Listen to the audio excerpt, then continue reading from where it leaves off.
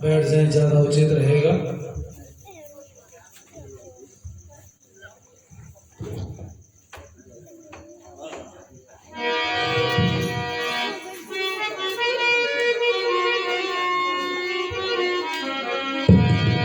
ओम।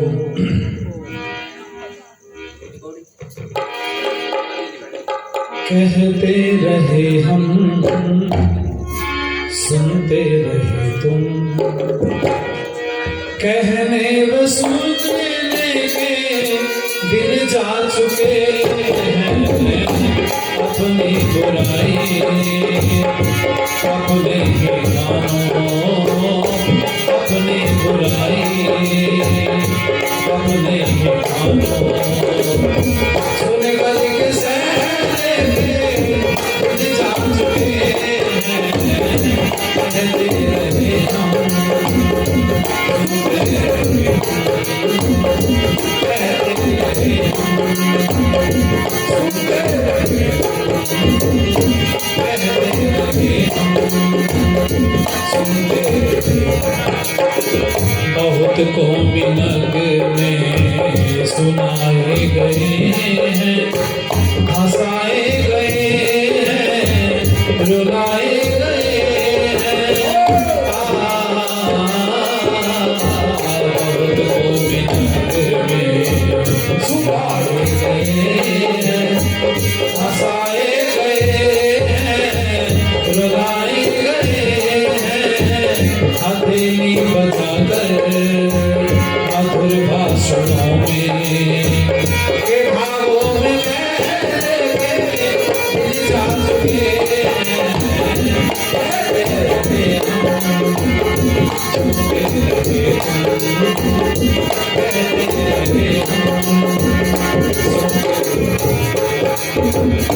तर्कों वितर्कों की छड़ी लगाई, बहसों बहसों में भी विजय पाई।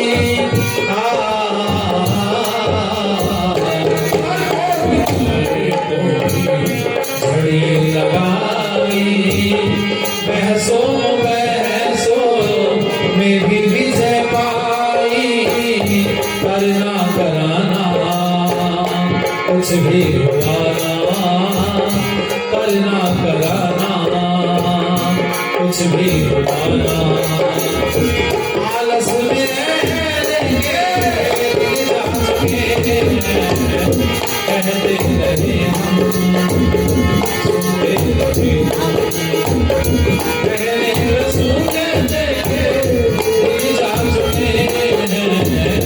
अपने बुराई अपने गानों, सुने वाले के सहरे के दिन जा चुके हैं। कहते रहे हम, सुनते रहे हम,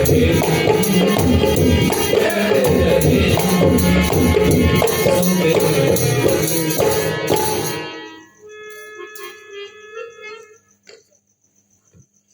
हमारे बीच में जिनका बहुत सुंदर भजन उपदेश अभी हम लोगों ने सबने मिलकर के सुना, आर्य जगत की सुविख्यात भजनोपदेशिका विदुषी, जो अपने दम पर पूरे देश भर में इस वैदिक विचारधारा को जीवित रख रही हैं, हमारी बड़ी बहन अलका आर्या जी। मेरे दाईं ओर उपस्थित मंच पर आदरणीय महात्मा कल्याण जी, जिन्होंने बहुत सुंदर भजन उपदेश हमारे बीच में प्रस्तुत किया। और थोड़ी सी अवस्था में बड़ी सारी इनके अंदर क्वालिटी हैं, बहुत सारी चीज़ें हैं। अगर आप पूरा कर्मकांड इंग्लिश में कराना चाहते हैं, अंग्रेजी भाषा में, तो उसको कराने में समर्थ है सभी आर्य। एक बार ताली बजा करके हम लोग स्वागत करेंगे। एक नवोदित भजनोपदेशिका है जो आर्य समाज को समर्पित हो रही है, हमारी छोटी बहन। यहाँ उपस्थित आदरणीय भाई विनीत गिरी जी, रणधीर आर्य जी, उनके सहयोगी आदरणीय शर्मा जी, भाई प्रेमराज जी, भाई राजपाल जी, आदरणीय यादव जी, अन्य सभी धर्म प्रेमी सज्जन और मंच पर उपस्थित हमारे सबके ऊपर आज के कार्यक्रम की अध्यक्षता कर रहे आदरणीय श्री शीश राम जी। बहुत सुंदर बातें अभी बहन जी ने हमारे बीच में प्रस्तुत की और उनका सार ये था समझाने का कि हम जिन माता पिता की संतान है उन माता पिता का ध्यान हमें रखना चाहिए। हम तो कई बार एक भजन गाया करते हैं, तुझे सूरज कहूं या चंदा, तुझे दीप कहूं या तारा, मेरा नाम करेगा रोशन जब में मेरा राज दुलारा। माता पिता ने संतान को इसलिए जन्म दिया कि बुढ़ापे में वो सहारा बनेगा। कईयों के घर संतान नहीं होती, मैंने देखा भटकते रहते हैं बेचारे। मेरे पास भी ट्रीटमेंट चलता है ऐसे लोगों का जिनके संतान नहीं है या बेटे हैं या बेटियां नहीं है, तो ये इस तरह से हम लोग उनका ट्रीटमेंट करते हैं। और लोग, सैकड़ों लोगों का इस समय भी चल रहा होगा। तो मैं उनसे यही प्रश्न पूछता हूं, संतान क्यों चाहिए तुम्हें? तो लोग कहते हैं जी हमारा वंश चल जाएगा। मैंने कहा ये तो झूठी बात है। वंश चलने की बात तो झूठी बात है। क्यों? क्योंकि ये बताओ, जिन जिनके माता पिता दुनिया में नहीं है, साल में कितनी बार याद आती है उनकी? बोलो क्यों जी? नाम लिया जाता है क्या उनका? शायद श्राद्ध के दिनों में या कोई सज्जन विद्वान बैठ के संकल्प पाठ कराते हैं, उस समय उनका नाम ले लेते हैं। क्यों? जिसके अलावा तो याद नहीं आती। सब नीचे को चल रहे, ऊपर को कोई नहीं चलता।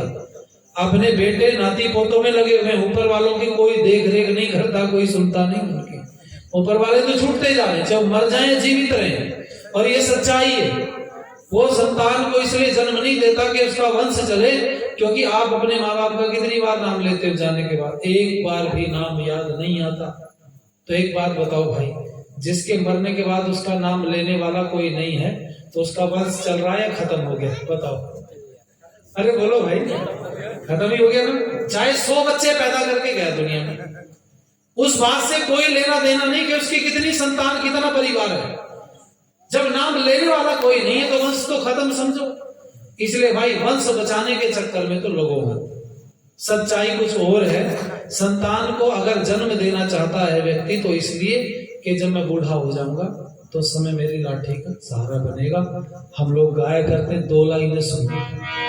तुझे सूरज कहूं या चंदा, तुझे दीप कहूं या तारा, मेरा नाम करेगा रोशन जग मेरा राज दुलारा।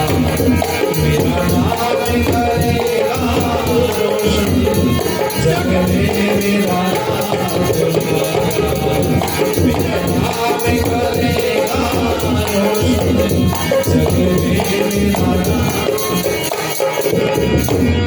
आंगुली पकड़ के तेरी तुझे मैं चलना सिखलाऊं, कल हाथ पकड़ना मेरा जब मैं बूढ़ा हो जाऊं। कल हाथ पकड़ना मेरा जब मैं बूढ़ा हो जाऊं। तेरे रूप में मिल जाएगा, तेरे रूप में मिल जाएगा मुझको जीने का सहारा। मेरा नाम करेगा जग में मेरा राज दुलारा। मेरा नाम करेगा रोशन जग में मेरा राज दुलारा। इसलिए पैदा किया था संतान को कि कल को बुढ़ापे का सहारा बनेगा। और सच्ची बात बताऊं आपको मैं, जब बेटे को संतान नहीं होती ना, तब तक तो ठीक माता पिता की सेवा हो रही है, लेकिन जब उसकी तीसरी पीढ़ी आ गई, बेचारे की दुर्गति हो जाए। कई घरों में मैंने ऐसी स्थिति देखी, बच्चों को दादा दादी के पास भटकने नहीं देते। एक जगह आश्चर्य की बात बताऊं आपको, मैंने एक बच्चे से पूछ लिया, शहर में रुके हुए थे बहन जी किसी घर में। मैंने पूछा तुम्हारे पिताजी का नाम? तो बोले मेरे पिताजी है ही नहीं। मैंने कहा क्यों? ये तो घूम रहे थे। बोले ये तो मेरे डैडी हैं पिताजी थोड़ी है। मैंने कहा चल डैडी के बाप का नाम बता दे। कहने लगा कभी आए नहीं। तो मुझे तो लगता है कि मेरे डैडी के बाप नहीं है, पिताजी नहीं है। मैंने उससे पूछ लिया भाई, मैंने कहा भाई तुम्हारे पिताजी नहीं? बोले हैं। तो मैंने कहा तो कह रहा है ही नहीं, कभी आए नहीं, कभी देखे ही नहीं। कहने लगा हाँ वो गाँव में रहते हैं। तो मैंने कहा इतनी फुर्सत तो निकाल लिया करो। मैं एक बात बताऊं तुम्हें, आज घटना ध्यान देना, तुम्हें आश्चर्य होगा। जिन माता पिता को छोड़ रहे हो ना, जीवन में सुख कभी मिलने वाला नहीं, याद रखना सबसे। लिख लेना इस बात को कहीं भी। तुम जीवन में सुख के साधन इकट्ठे कर सकते हो, मकान बना सकते हो, बहुत अच्छा। इस मकान की शोभा तुमसे नहीं, तुम्हारे माँ बाप से है। मेरा भी परसों मेरे एक नया घर बनाया हमने, सब लोग इकट्ठे थे, छवि आ रहे, कई विद्वान थे। तो वहाँ कहने लगे कि विद्यार्थी जी का घर। मैंने कहा ये घर माँ का है और हम माँ के घर में रहेंगे। ये हमारे माता पिता का है, हमारा थोड़ी।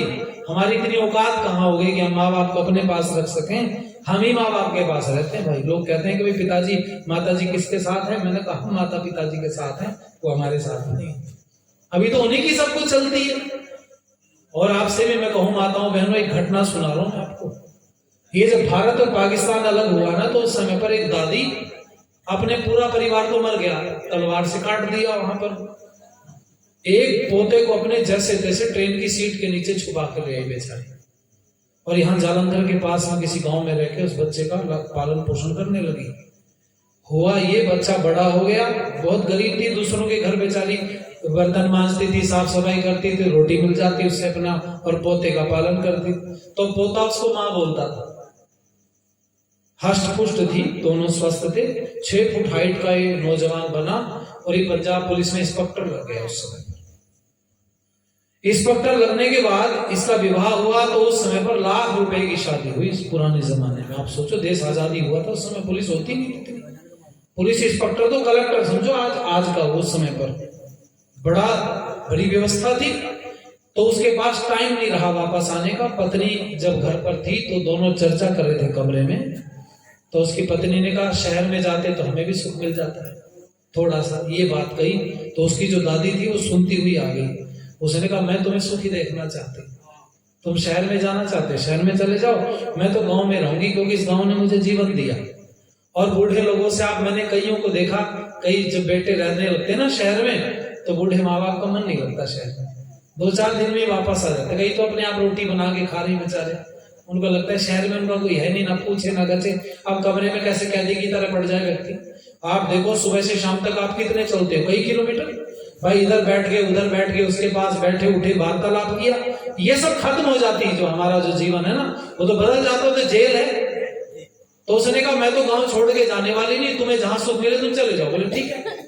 ये चले गए दोनों पति पत्नी। और आश्चर्य की बात बताऊं, दादी पढ़ी लिखी थी नहीं, तो पत्राचार भी नहीं कर पाए, ये टेलीफोन का जमाना नहीं था। हुआ ये लगभग 3 साल हो गए उनको शहर में रहते हुए, उन्होंने दादी की सुधनी नहीं। क्योंकि एक दिन हफ्ते में मुश्किल से छुट्टी होती थी थोड़ी बहुत, और पुलिस की क्या छुट्टी, पुलिस तो 24 घंटे की ड्यूटी रहती है। थोड़ी बहुत छुट्टी होती थी तो पत्नी के लिए समय हो रहता था, भाई इसको शॉपिंग लाओ, घुमाओ फिराओ। बड़े व्यक्ति की बेटी थी, बहुत बड़ा आदमी था उसका ससुर इंस्पेक्टर का। स्थिति ये हुई, लगभग 3.5-4 साल बाद में घटना घट गई उनके साथ। उनके घर में एक बेटे ने जन्म ले लिया था 1 साल पहुंचते ही शहर में, तो बच्चा हो गया लगभग 2.5-3 साल का। इस बच्चे को लेके इंस्पेक्टर उसकी पत्नी रात के टाइम मेला देखने गए शहर में। मेला जुड़ा हुआ था, 3-4 पुलिस वाले साथ में। तो ये बच्चा लगभग 2.5-3 साल का था, चलता फिरता था, थोड़ा थोड़ा बोल लेता था। तो इसका हाथ पकड़ करके अपनी माँ का बच्चा साथ साथ घूम रहा था। हुआ ये थोड़ी देर बाद में वो तो खरीद फरोख्त में लग गए दोनों जन। एक जॉब ले जाते भाई साहब चुपचाप बैठे कुत्तों के देवले। घटना ये घटी, सुनो। वो बच्चा गुम हो गया, रात को बज रहे थे 12, तो बच्चे को सारे मेले में ढूंढ ले, कहीं नहीं मिला। पुलिस सारी मेले की इधर से उधर हो गए, इंस्पेक्टर साहब का बच्चा मिलना चाहिए। पत्नी का रो रो के बुरा हाल। पुलिस वालों ने कहा जी साहब आप चले जाओ, एक काम करो, हम पूरी नजर बनाए हुए मेले पर, यहाँ से बाहर तो कोई बच्चा लेके गया नहीं है, बच्चा है तो मेले में हम ढूंढ रहे हैं, और जैसे ही बच्चा मिल जाएगा हम घर ले आएंगे। तो वो दोनों बेचारे वापस चले गए घर।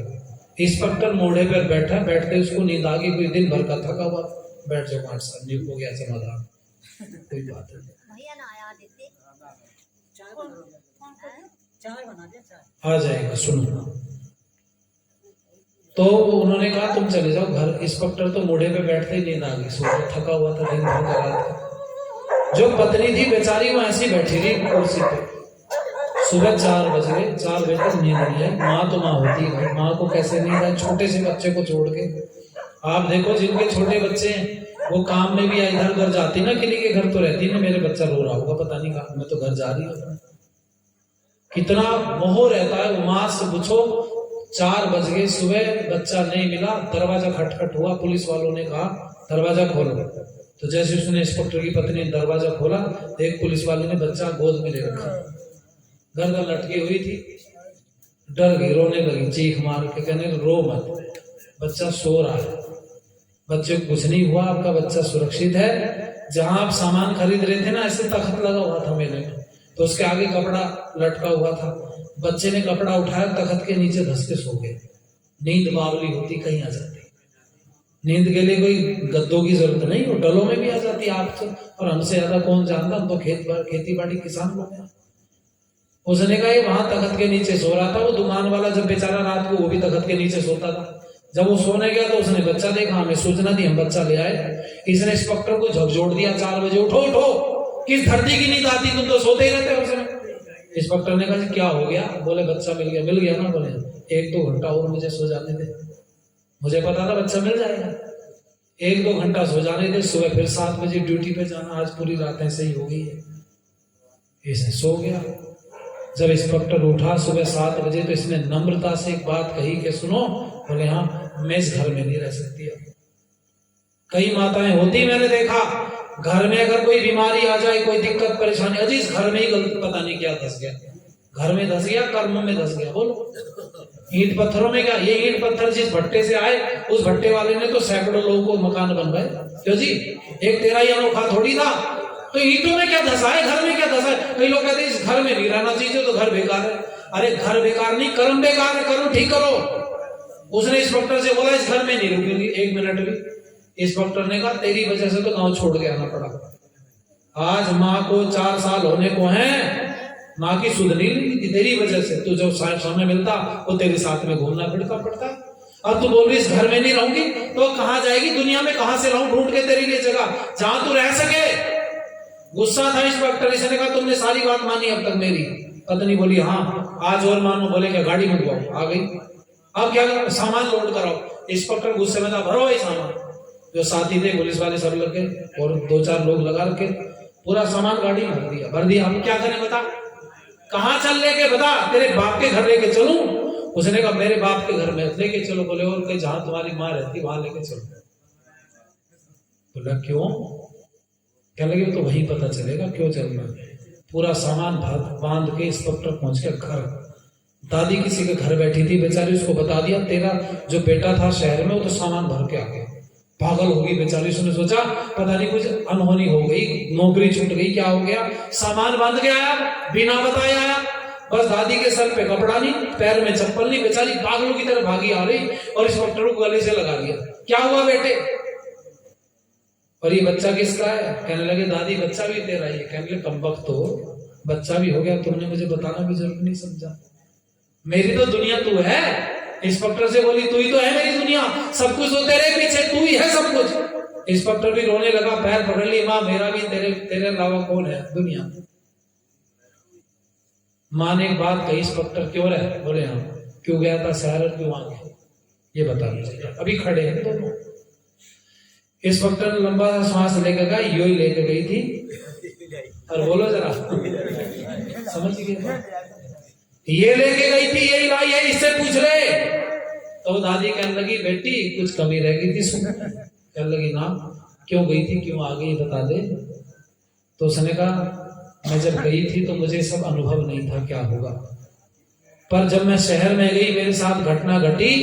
मेरा बेटा मेरे से 4 घंटे दूर रहा, मुझे पता चल गया बेटे की जुदाई क्या होती है। तेरा बेटा तेरे से 4 साल दूर रहा, मेरा वाला मुझे मिल गया, तेरा वाला तेरे को मिलाने ले आया। अब तुझे छोड़ के नहीं जाएगा। माँ को छोड़ के कहाँ सुख मिल सकता है भाई। मैं विनीत से कह रहा था, भी रात को मेरे घर सत्संग चल रहा था परसों, बहुत सारे विद्वान थे, बहुत लोग बैठे थे, माताओं का ही सत्संग हमने रखा, महिला इकट्ठी की थी, मेरी माँ भी बैठी थी। मैंने एक बात कही, एक दिन मेरी माँ से लड़ाई हुई प्रेमराज जी, सच्ची बता रहा हूँ। कैसी हुई बात, लड़ाई किस बात पे हुई? कोई ना हिस्सा बांटा था, ना कोई गाली गुप्तान थी, ना उल्टा सीधा, कोई मतलब नहीं था। लड़ाई किस बात की थी? लड़ाई इस बात की थी, माता जी ने दूसरी बहू को, कोई छोटी वाली किसी बहू को कुछ बोल दिया ऐसे सुबह सुबह, जैसे बोल देती, मैं बीच में कूद पड़ा। मैंने कहा माता जी तुम्हें भी बोलने की आदत पड़ गई सुबह सुबह, मतलब मैं पक्ष लिया बहू का। मैंने तो जिन दोनों भाइयों की जो पत्नी है उनको मैं बेटी बोलता हूँ, दोनों को माँ से जी जानता। मैंने कहा तुम्हें आदत पड़ गई माता जी, कुछ भी बोल देती हूँ, बस इतना बोलना था। माँ ने उसको छोड़ दिया, मेरा पीछे पकड़ लिया, बहुत बोलता है, उपदेशक बन गया, कहीं का लाट साहब है क्या? उपदेशक होगा दुनिया का, मेरे लिए कोई उपदेशक नहीं तू, और मेरे पे क्यों चिल्ला रहा, क्यों बोला मेरे?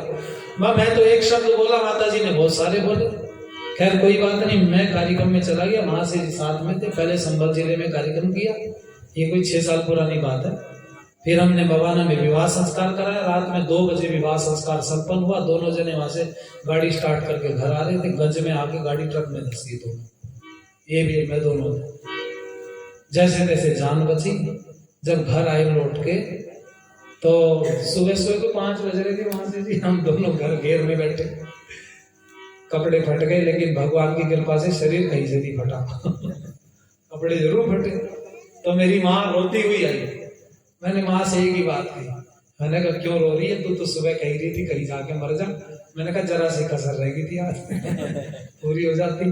2-3 थप्पड़ मारे, कहने की मारना चाहती माँ कभी किसी को, पर मुझे ऐसा लगा भाई उस दिन एहसास हुआ।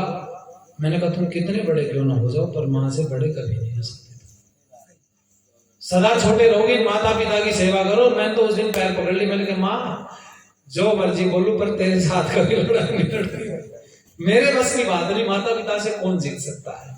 अगर चलते समय आपने इनका आशीर्वाद ले लिया तो दुनिया में किसी भगवान को पूजने की जरूरत नहीं, इनसे बड़ा कौन भगवान है तुम्हारा। और तुमने चलते समय इनका श्राप ले लिया तो दुनिया में कितनी संपत्ति इकट्ठी कर लेना, सुख मिलने वाला नहीं भाई जीवन में।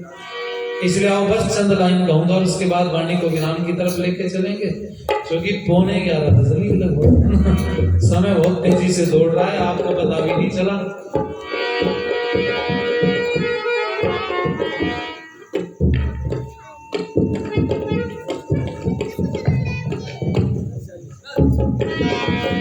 अरे बुजुर्गों का गौरव लुटा जा रहा है, उठो सोते सोते बहुत देर करती, संभलने की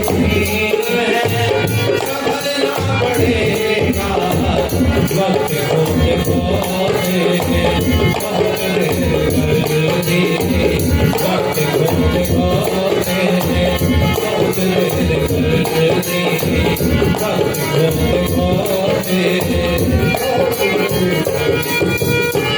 बहुत दिन बजाई कन्हैया की बंशी, बहुत दिन बजाई कन्हैया की बंशी, मगर अब सुदर्शन उठाना पड़ेगा, शिव जी के डमरू व बम बम को छोड़ो, त्रिशूल कर में सजाना पड़ेगा, लगा करके डुबकी, लगा करके डुबकी, लगा करके डुबकी, अमृत गंगा जल में आप धोते धोते बहुत देर करती, संभलने के संभलना पड़ेगा, वक्त खोते खोते बहुत देर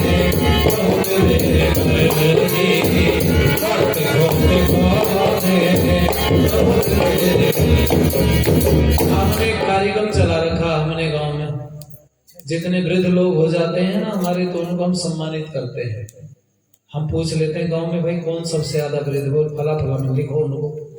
अगली बार किसी ने देखी, क्या पता आगे लौट के श्वास आए कि नहीं आए, तो हम गांव में ऐसे जितना भी हमारा बजट होता है उनके हिसाब से हम सम्मानित करते हैं, उनको वस्त्र देते हैं और कोई चीज नहीं देते, और बढ़िया बढ़िया सुंदर वस्त्र दे के कहते हैं इसको तुम्हें पहनना है ओढ़ना है, जो दिया जाए।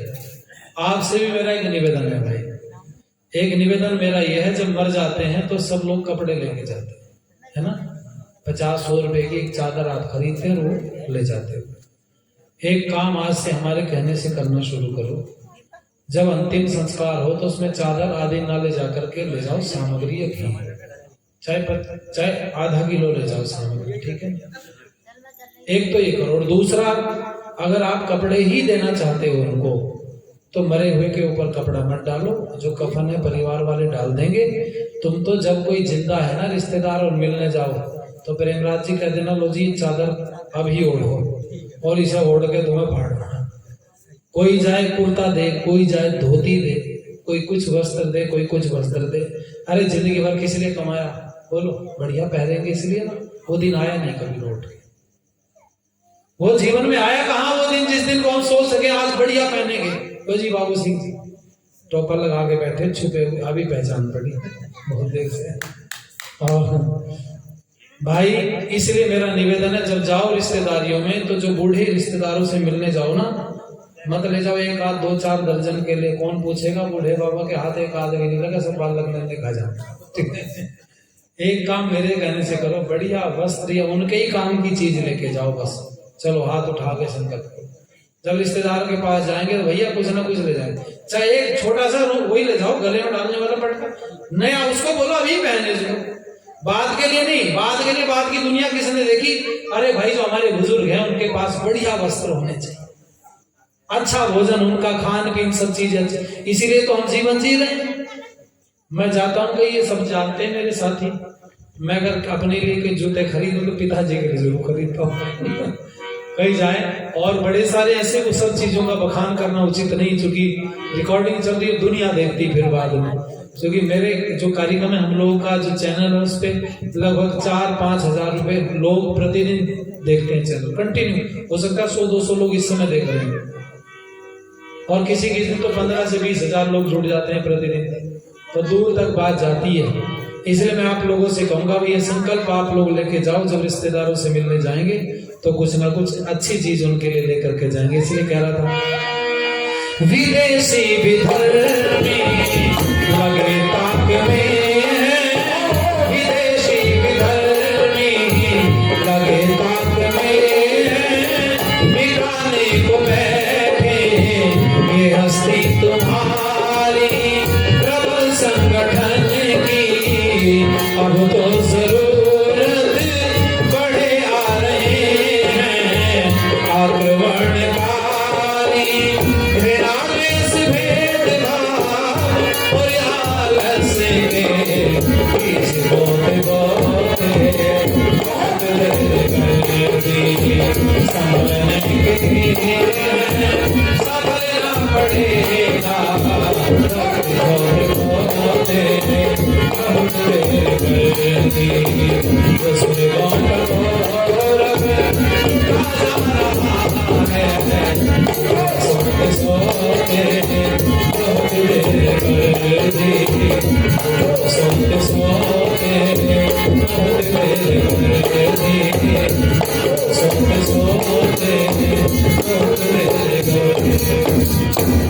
आप लोगों ने ध्यान से सुना, समय बहुत हो गया है।